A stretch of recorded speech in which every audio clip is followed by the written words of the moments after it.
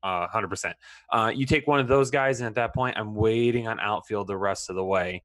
With those corner outfield guys, maybe trying to find some power there. Your center fielders trying to find some more on-base type guys. But yeah, I want to take one really good outfielder, and then I'll find my way through the rest. Outfield is another really good position to find on waiver wire quite frequently. So if I don't have the strongest outfield in the world after my draft, I'm okay with that because it's easier to find them on the waiver wire later on. And like you said, most leagues are going to make you play 3. Some leagues play upwards of 5 as well, including utilities. So it's a position that you have a lot to move around with, even though you may need to play more than other positions. And you definitely need to pay attention to the way that your league is set up, whether they require 3 outfielders that could be any position in the outfield, left, center, or right. Some leagues actually have it categorized where you have to have a left fielder, a center fielder, and a right fielder. Make sure you understand those rules beforehand so that you can fill the appropriate slots. The last thing you want to do is draft 13 left fielders and still not have a roster. So that's a problem. You also want to make sure you understand the scoring. I think that's, there's a couple different options out there. There's the 5x5 scoring. There's the standard head-to-head that has like 600 categories that subtract and add numbers for you on a daily basis, but understand it. I'm going to read off here the standard categories for 5x5 leagues. On the hitting side, runs, home runs, RBIs, stolen bases, and averages. That's what the main categories that they're actually going to count in a league like that. So when you're drafting, make sure you pay attention to some of this stuff, because if those are the only stats that are going to be rewarded with points, those are the numbers you need to chase. On the pitching side, strikeouts, wins, saves, ERA, and WHIP are what you really need to pay attention to. If it's a standard head-to-head league with scoring out the wazoo for all kinds of things, that's something else you need to pay attention to. And it also gives you a little bit more freedom, I believe. If you have more categories, kind of gives you that ability to kind of take a risk here and there. Yeah, and that kind of leads us into our next point a little bit, talking about knowing your scoring and what kind of a league that you play in. We talked about a little bit consistency versus high upside players. And I think a lot of that depends, too, on what kind of a league you're in. If you're in a rotisserie league, more than likely you can survive the ups and downs of a season a lot more than you can in a head-to-head type league.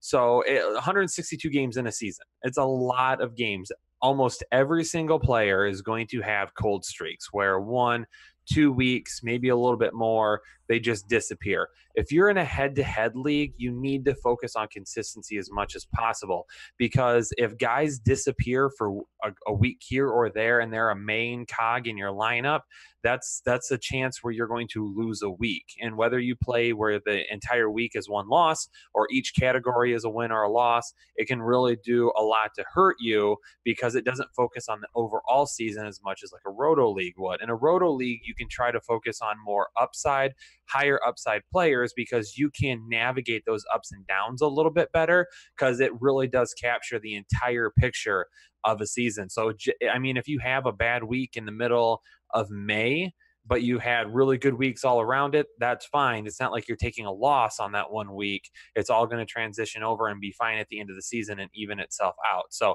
on head-to-head leagues, I'm trying to be more consistent. On roto leagues, I'm fine trying to draft for a little bit higher upside on my players. Yeah, and even for head-to-head leagues, I like to have one lottery ticket. I mean, I want to have that one guy with the potential huge upside, but I think especially in head-to-head, I want those consistency picks early for the most part. Somebody that I can kind of count and not have to worry about, somebody who's going to put up decent numbers in multiple categories. I'm not just trying to find the guy who's going to hit just 50 home runs. If he's projected to strike out 250 times based on his average the past few years, that may not be, something I want to start off my lineup with. But definitely somebody that's a solid player, hopefully like a 5-category player that can get me some points for, stolen bases, average, whatever it is. Definitely use those as the early picks, and then get a little bit of upside there. Take a gamble every once in a while, because you never know. There's been some players here the past few years that have stepped up and really been beneficial to teams who took a chance on them. Yeah, absolutely. Yep. Other than this, I mean, I think one of the most important things, and we mentioned it here a little bit ago, is really you need to understand your scoring in your league. There's so many different ways to go about setting up a fantasy baseball league. Make sure you understand the scoring, ask the questions beforehand. It's really important to know all that before your draft. Know it, going into the draft. Know it during your draft research, what it is that you're looking for, how many, How many points do you lose for a strikeout if you do? I mean, whatever it is, understand that going into it. It's probably the most important thing. Everything else can be figured out throughout the season because, like you said, 162 games, you have some time to play around the waiver wire a little bit. Mm-hmm. Yeah, and playing around on the waiver wire is where you can find a lot of value. So with the next point that we have, it's finding value for certain things. And the one thing that I always trying to find value in are the home runs. I don't love spending high draft picks on guys who are going to hit 30, 35, 40 home runs, but strike out a ton, offer a lower average. I don't like that because, again, talked about it. I like a little bit more consistency in my lineup. So finding value, I like to find value in power, finding value in home runs. So mid to late draft, that's when I'll start focusing on guys who really are going to be the bangers, the guys that are going to hit the ball out of the ballpark, who might strike out a lot. It's a PG show, Kyle. Be careful. We border on. Okay, no, we teeter. Really. Yes, we are definitely teetering. Go ahead, bangers. Hit them with the bangers. Hit them with the bangers. Anyway, so yeah, I try to find the value in the home runs. Like this year, like guys that could be some value in home runs that have slipped a little bit. Nelson Cruz is a guy who could be value. He's always been a little bit higher while he's been in Seattle. But now that he's changed and he's in Minnesota, some people are still high on him, but his age is a factor as well. So that's one thing to keep an eye on. He could slip in drafts. Edwin Encarnacion started really slow last year. Still didn't have what we're used to from him in terms of overall seasons. But he's another guy that could offer value at home runs.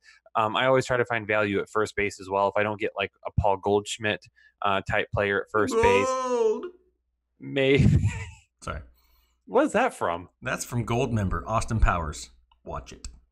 It's been a long time. It's been a long time since I've seen any Austin Powers movies because I was like 7 when they came out. But anyway, so I try to find value at first base. If I don't get like a Paul Goldschmidt, Anthony Rizzo type player, then I'll wait on first base because that tends to be another position that could be deep. Plus, you can get that power from it. Yeah, absolutely. That's something you definitely need to pay attention to. And my last tip that I have here, or last thing that I pay attention to, even though it's still early in the season, obviously, spring training hasn't even started yet, start to familiarize yourself a little bit with some of these guys who may be called up mid-season. Start to understand some of these top prospects that are out there, because I think one of the main things that really helps your team out is trying to pick up those prospects maybe a week or two early, so when they actually arrive in the major leagues, they're already on your roster and you're not trying to have a bidding war on the waiver wire. Familiarize yourself with that. Make sure you watch the channel. We'll be trying to give you these names as quickly as possible. Somebody to go out there and watch and pick up off waiver wires. Especially with baseball, you never quite know when somebody's going to be called up for sure, but there's always talks about it with leading up to the games, and it's something you definitely need to pay attention to. Yeah, the biggest date to pay attention to is that Super 2 deadline. So if you look at what the Super 2 deadline is, it's that cutoff during the year where teams, if they leave players in the minor leagues long enough and then they call them up, it's not considered a full year of major league service, so they don't have to go to arbitration with them earlier. So that's an important date to always keep track of. I don't know what that date is. I don't know if it's been set for the 2019 season yet. It should be at some point, but keep an eye on it, though, because that is when a lot of your rookies, that's when Chris Bryant got called up. That's been a controversy back when he was in the minor leagues. A lot of players try to keep a lot of teams try to keep their players stashed. Vladimir Guerrero Jr., who is an exciting prospect, is another one that could fall into that category this year. Yeah, but one more thing I wanted to bring up before we get off of this show is that saves. There's one thing that I can never stress enough. Do not draft for saves. Find as much value in saves as possible. Even if it's on the waiver wire later on, I'm not drafting high-end relievers. I don't care. I will find my save somewhere else. And even if I don't find my save somewhere else, if that's one category I pitch out the window to ensure I can win other categories, I'm fine with that. I do not draft closers high, ever. Yeah, and that's where you pay attention to the scoring. Some leagues pay points out for holds. I mean, heck, you could always go find yourself a setup man there in the late half if your league rewards for the hold category. All right, well, you brought up the Super 2. I'm going to go drop a Super 2, Kyle. This has been enough of this show. But, hey, this is the first fantasy baseball show. I mean, I'm excited for baseball. I wasn't expecting baseball to come on this channel so fast, but you know what? The people ask for it, and we give the people what they want, Kyle. Yes, That's always. absolutely. So we really appreciate the support. If you haven't subscribed here, make sure you do. We really appreciate it if you'd hit that like button also for us. Drop a comment down below. We pride ourselves on being one of the most interactive fantasy channels out there on YouTube. Hit us up down there below in the comment. Either myself or Kyle will respond to you. Yep, he's pointing to it. The subscribe button is over here somewhere. Hit that. We really appreciate it. Make sure you're checking out all the other fantasy baseball content we have coming up. We appreciate you, and we'll talk to you later. Thanks. Have a good one.